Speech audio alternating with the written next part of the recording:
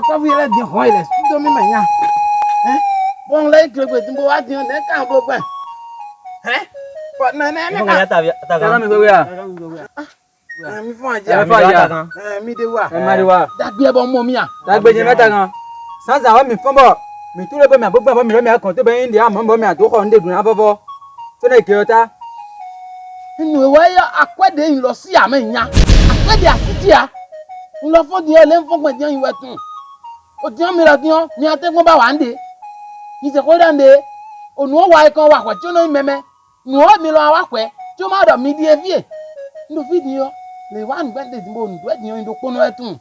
ni se ko dande ya bo ataga mi no kai de mo na mi wo mi han ibo o kari ole ndogban fi ba ikon yo ndo kono etun me nga do akpo ati mi keke masiko me o ko ba ta kan me pa de je kan tun we an bi o tun le an bi ogbon esin ta kan te mo do ko kan bo mi atule mi agbogbon ge ota ehun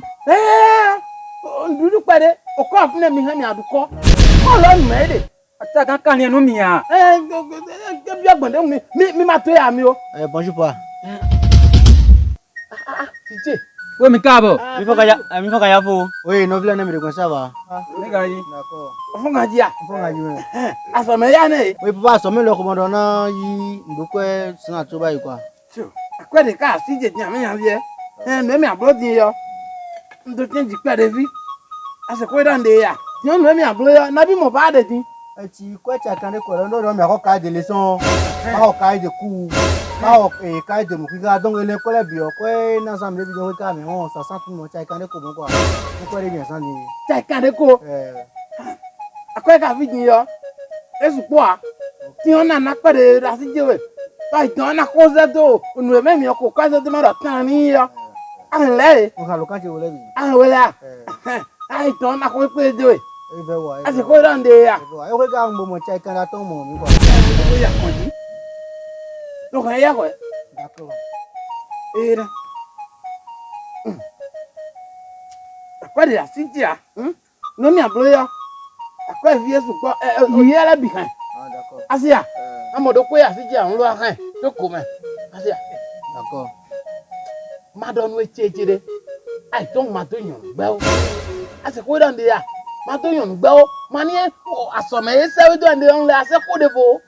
ase ko dande ya ma to yan gbe o don we d'accord ase e fe wa ibo keke no de ka so mi da ni kun teke pas de souci je vais vous rappeler de tout de suite ataga ne mi je kan ro kan ataga o ndo kwe a nya maka do ba ku je kan to mi to ku diyan ku je sine ne maka do kwe de na yo ko bi ndo kwe de a ba u ta mi to a ko ba ta gan ba akwe aro ko ku mi si o ba fitu e dagbe ka de ko to bo abe ni ye ba me je mi fitu e de o je sa to mi to ku den ku je kiyen mi ni bo ken bo mi ado pe ton bo ide fiti a o ta mi lo ton nu e wa ti o ku mi ra ni fa kan mi gre bo mi du ko ataga no ma tun ayo ahoru to pe yo pe ran su mi lo mi wa nde mi be nde ko san mi de ko san le to ke mi ga tu wa ne mi wa ta gan mi ni mi to mi ge oda mi adugbo ba wa nu mi adugbo ba wa nu bebe ni ani ko lo mo di o pe kere ajande na pa fle rin ba mi o mi an gbedu e na so ko fle ma fle kon to pon wa cho ma do yon gbo imo wa de don aso meje no iso mo bebe bi o na fle ko nko te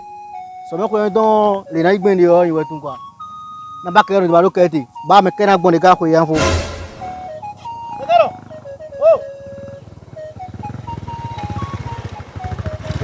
kene ko ba do ba kwa to ba do ba ya na mi aso na mi fra mi mana 500 na wi san 800 d'accord je vais voir oya